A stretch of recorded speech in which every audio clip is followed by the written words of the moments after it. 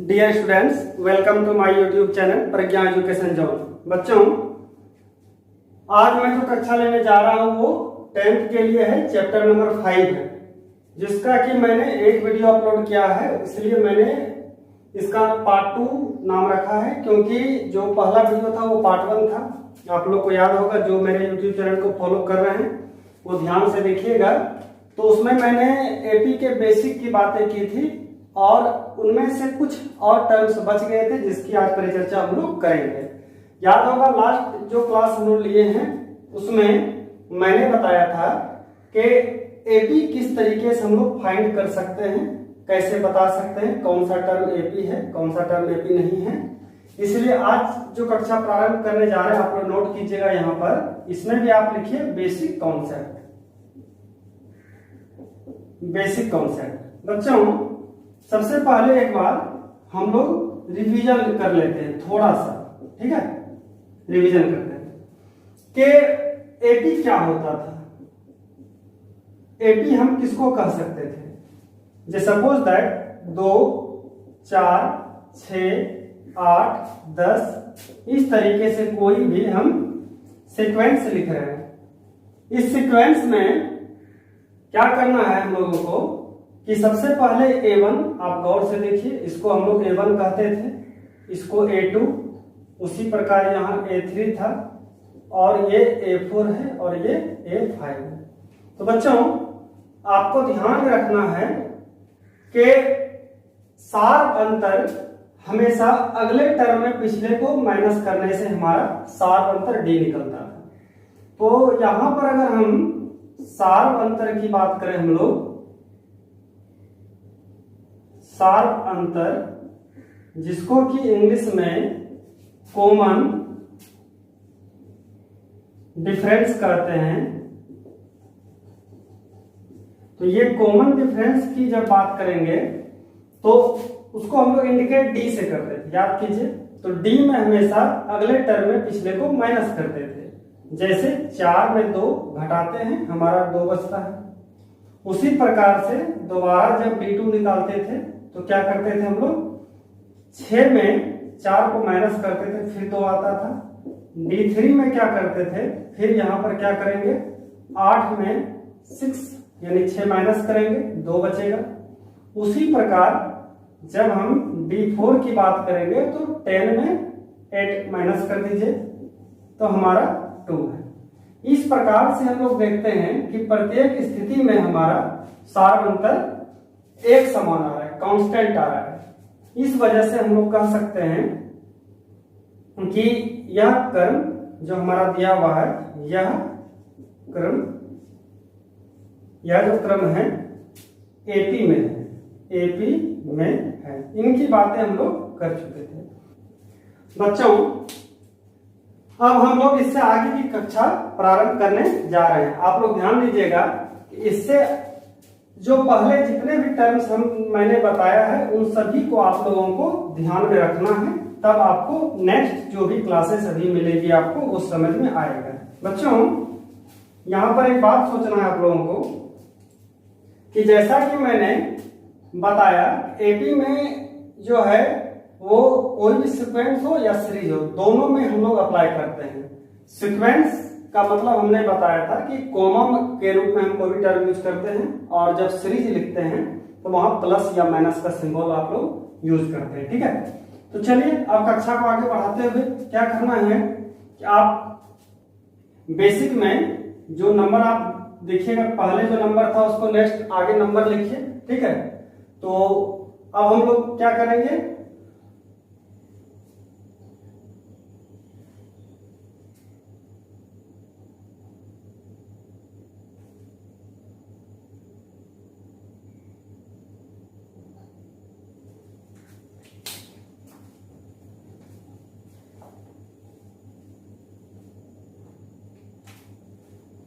अब हम लोग नेक्स्ट जो टॉपिक हमारा है वो है हमारा, आप स्टार देके नोट कीजिए, स्टैंडर्ड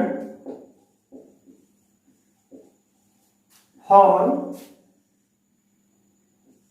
ऑफ एन एपी। इसको हिंदी में हम लोग कहते हैं एपी के मानक रूप, या फिर आप कह सकते हैं एपी के व्यापक रूप।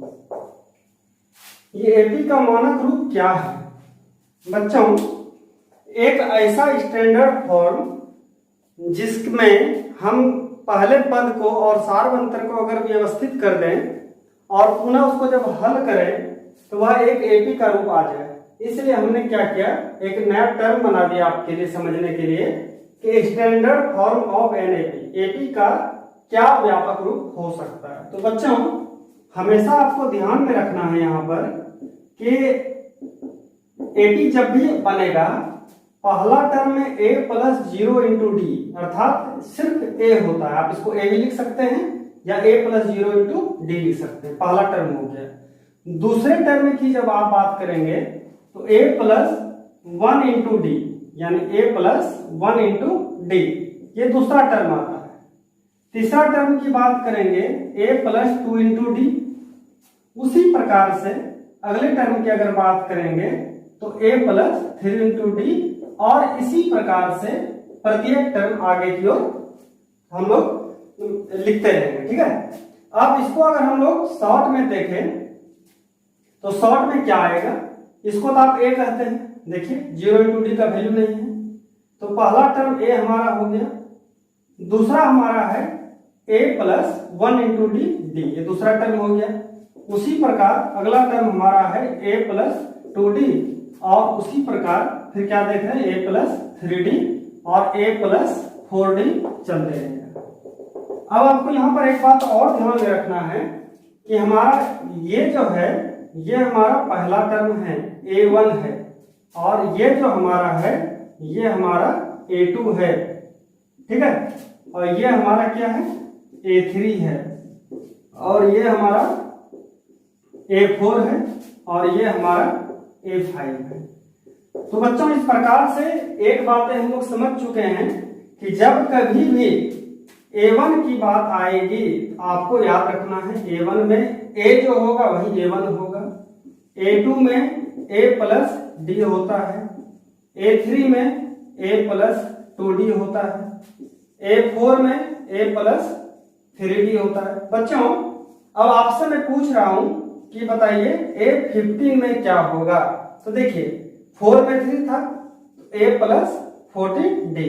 उसी प्रकार से a30 में क्या लिखिएगा, a प्लस 29d। a100 में क्या होगा, तो a100 में a प्लस 99d। तो इस प्रकार से हमने क्या देखा कि प्रत्येक टर्म में a और d का यही रूप होता है। अब इसको और डीपली अगर जानना चाहते हैं तो एक एग्जांपल हम लोग लेके डिस्कशन करते हैं, आप लोग भी मेरे साथ बने रहिए। चलिए आगे बढ़ते हैं। सपोज दैट मान लेते हैं कि एक एपी हमने अपने मन से बनाया, ठीक है, एक एपी लिखा, एग्जांपल के तौर पे हम एक एपी लिख रहे हैं, ठीक है। वो एपी हमारा है 4, 8, देखिए 4, 8 और 12। तो देखने से तो लग ही रहा है हमारा कि यह जो है एक एपी है, क्योंकि सार बनकर हमारा जो कॉमन डिफरेंस है वो बराबर है। क्योंकि देखिए आप जांच करना चाहते हैं, पहले इसको जांच कर लीजिए कि ये एपी है या एपी नहीं है। बच्चों एक बात ध्यान में रखना है आपको यहाँ पर, अगर एपी पहले नोट कर दे, ठीक है, एपी दे के अगर क्वेश्चन लिख रहा है तो आप समझ जाइएगा कि वो ऑलरेडी एपी है, ठीक है। और अगर इस शुरू में यहाँ पर एपी नहीं लिखा रहेगा तो समझ जाइएगा कि वो या तो कोई सीक्वेंस है या तो कोई सीरीज है, मतलब कोई क्रम हो सकता है, कोई अनुक्रम हो सकता है, एपी भी हो सकता है, एपी नहीं भी हो सकता है, ठीक है। लेकिन जब एपी लिखा रहेगा तो इसका मतलब ये क्लियर हो गया कि एपी है। तो इसलिए हम लोग क्या कर रहे हैं, जांच नहीं कर रहे हैं, आपको प्रूव करके दे रहे हैं, हमने एपी यहाँ पर नोट कर दिया, ठीक है। अब मान लीजिए कि यहाँ पर देखिए A1 क्या है, A1 हमारा 4 पहला। अब है D क्या निकलेगा, तो D की बात अगर करेंगे तो A1 जो है वही A है, याद रखिएगा, इसको A भी लिख सकते हैं। D में हमेशा 8 में 4 को माइनस कर दिए तो हमारा 4 आ गया, ठीक है। चूंकि A भी लिखा हुआ था इसलिए हम लोग क्या करेंगे, एक ही बार D निकाल रहे हैं। अगर एपी नहीं रहता तो लास्ट तक जहां तक की नंबर दिया है वहां तक हम लोग को निकाल के देना पड़ेगा। आप लोग को इतना बात ध्यान में हमेशा रखना है। अब यहां हम लोग बात करेंगे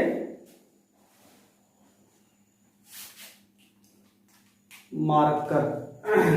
वेट कीजिए थोड़ा सा। चलिए अब हम लोग यहां क्या करेंगे कि जैसा कि हमने बताया कि A1 में A प्लस 0 इंटू डी होता है। देखिए A में A1 प्लस 0 इंटू डी होता है। चलिए जांच कीजिए। A का वैल्यू 4 लाइए, 0 इंटू डी का वैल्यू 4 है, तो 4 प्लस 0 यानी 4 प्लस 0 हमारा आ गया 4, यानी कि A1 जो है वो हमारा 4 आ रहा है। तो देखिए A1 हमारा 4 आ गया। ठीक है, अब आगे बढ़ते हैं। उसी प्रकार से हमने A1 की जांच तो कर लिया, आपको गौर से देखना है यहाँ पर कि हम यहाँ पर जांच करने जा रहे हैं। ठीक है, जांच A1 कर लिए। उसी प्रकार अगर हम लोग A2 देखेंगे तो A प्लस डी होता है। यहां से देखिए A2 में A प्लस डी होता है। अब क्या है कि यहाँ पर हमारा A 4 है, तो हमने 4 नोट किया, और डी हमारा फिर कितना है 4 है, उसको 4 को आप यहाँ लिखिए, और इस प्रकार से 8 आ गया। आप क्या देख रहे हैं A2 हमारा 8 आया, गौर से देखिए A2 8 है नहीं। उसी प्रकार से अगर हम लोग A3 की जांच करेंगे तो A प्लस 2D होता है, तो हम लोग A प्लस 2D को नोट करेंगे। ठीक है, तो A प्लस 2D में क्या आएगा, A का वैल्यू 4 है, 2 इंटू डी का वैल्यू कितना है, डी का वैल्यू यहां देखिए कितना दिया हुआ है, सॉरी डी का 4 वैल्यू है, तो 4 प्लस 8 इक्वल टू 12। तो आप देखिए गौर से यहां हमारा 12 है। यानी इस बात में एक बात क्लियर हो गई कि मेन चीज नोट, आप फटाफट रिवीजन कीजिए। ठीक है, कि A2 में A प्लस डी है, A4 में A प्लस 3D है। अब आपसे एक जनरल क्वेश्चन पूछते हैं आपसे, ये चल रहा था। ठीक है, A1 A2 A3, अब मान लीजिए A4 A5 A6 A7 A8, तो क्वेश्चन हम पूछते हैं आपसे कि A10 क्या होगा, नहीं इसमें A10 क्या होगा, ये 10वें नंबर पद क्या आने वाला है। तो देख लीजिए, जब भी कभी A10 की बात हम करेंगे तो A10 में क्या होता है, A प्लस 9D, तो 4 plus 9 into 4 plus 36 equal to 40। यानी ये टर्म अगर आगे बढ़ते रह जाता तो 1 2 3 है, तो 10वें नंबर पे जाके हमारा कितना होता, 40 होता। ऐसा होता ये 10 में, और इससे आगे भी जा सकते थे नहीं। तो इस तरीके से हमने एक जांच करके दिखाया कि ये हमारा A10 है। तो बच्चों इस प्रकार से उम्मीद करते हैं कि आप स्टैंडर्ड फॉर्म को अच्छे से समझ के, अभी एक्सरसाइज जब हम लोग पढ़ेंगे तो वहां पर आके हम लोग इस पे आधारित प्रश्न की भी परिचर्चा करेंगे। इसको हम मिटा रहे हैं। ठीक है, अब अगला टॉपिक लेते हैं।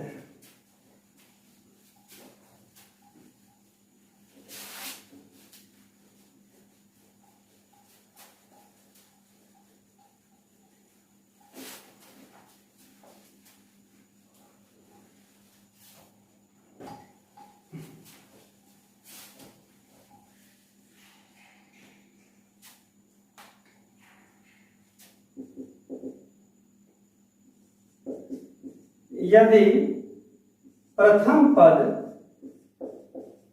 यानी फर्स्ट टर्म जिसको A कहते हैं तथा सार अंतर जिसको D कहते हैं रहे तो AP किस प्रकार लिखते है। ठीक है, को प्रश्न का देखिए साफ साफ कह रहा है कि यदि हमारा प्रथम पद दिया रहे और सार अंतर दिया रहे तो हम एपी कैसे लिखेंगे। नहीं, चलिए एग्जांपल लेते हैं समझने के लिए। एग्जांपल में लेते हैं कि यदि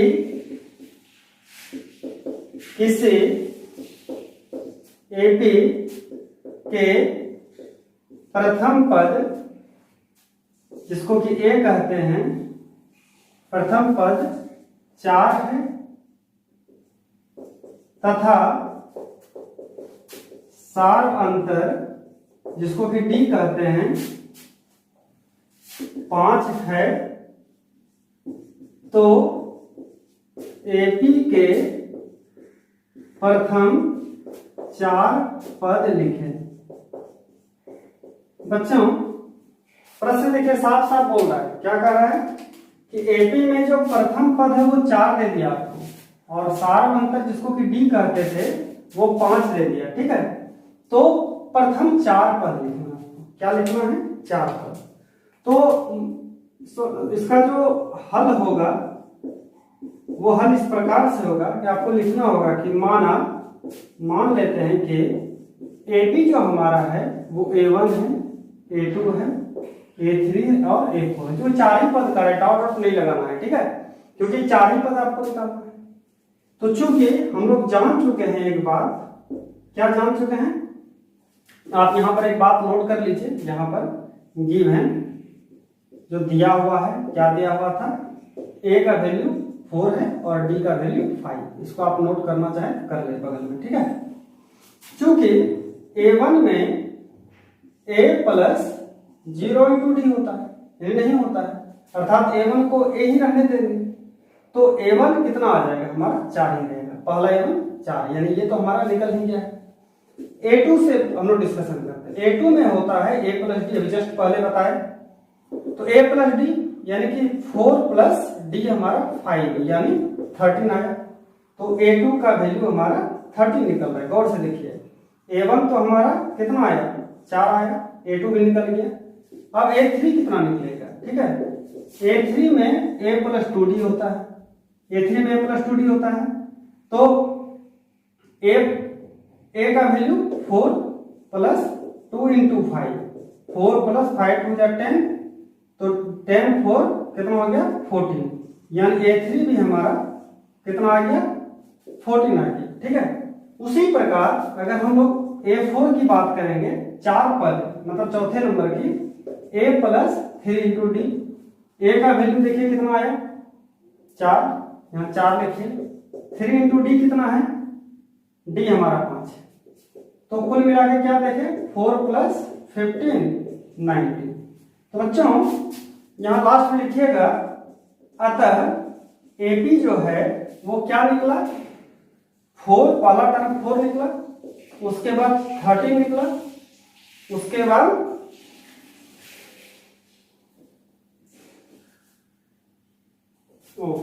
सॉरी मिस्टेक हो गया। ठीक है, 9 होता, 5 4 9 होगा, 9 होता, उसके बाद यहाँ 14 और 19। बच्चों और भी निकल सकते थे। ठीक है, तो इस प्रकार से हमने क्या देखा कि प्रथम पद और सार बनकर 2 चीज अगर दिया रहे तो हम एपी के 2 पद, 4 पद, 5 पद, 20वां पद, 25वां पद, 100वां पद, कुछ भी आप निकालिए। ठीक है, सारा निकलेगा इससे। तो इस प्रकार से हम लोग क्या देखें कि बेसिक में एपी किस प्रकार से हम लिखते हैं और एपी के किस प्रकार से किसी अगले पदों की भी परिचर्चा हम लोग कर सकते हैं। बच्चों लास्ट बेसिक है एक्सरसाइज 5.1 के लिए। ठीक, उसके बाद एक्सरसाइज प्रारंभ होगी। बच्चों अगला हमारा टॉपिक है एपी के अगले पदों को लिखें। ठीक है, एपी के अगले पदों को लिखें। How to write next term of AP. ठीक है, एपी के अगले पदों को लिखें। तो एपी का अगला पद कैसे लिखेंगे? नहीं, चलिए समझते हैं।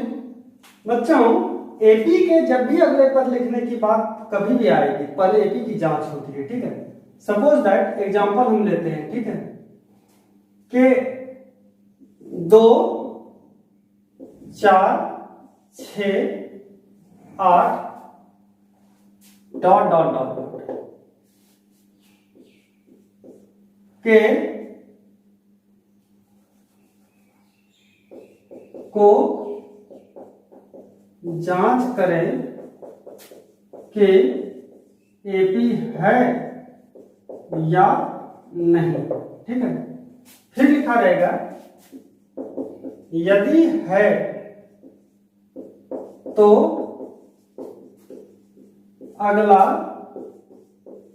अगले 3 पद लिखें, अगले 3 पद लिखें। देखिए कितना सिंपल क्वेश्चन है, आपको चेक करने के लिए दिया जा रहा है। ठीक है, तो चेक करने के क्या करेंगे कि हम लोग यहाँ पर सबसे आसान विधि जो अभी आपको बताएं, सार अंतर चेक कर लीजिए। नहीं, जैसे कि 2 4 6 8 डॉट डॉट था, सबसे पहले क्या करेंगे, डायरेक्ट हम लोग सार अंतर निकालेंगे। तो 4 - 2 2 होता है। फिर D2 में 6 में 4 गया 2 आया, D3 में 8 में 6 गया तो 2 आया। यानी इसमें इसको घटाए, फिर इसको इसमें घटाते चले गए, हमारा ये जो है सार अंतर, ठीक है, निकल गया। तो बच्चों उसके नीचे लिखना है यहां पर एक लाइन, चूंकि सार अंतर बराबर है यानी कांस्टेंट है, एक समान है, इसलिए एपी है। ये तो बातें क्लियर कर ली हम लोग, ये एपी है। अब अगला 3 पद क्या करना है, अगला 3 पद।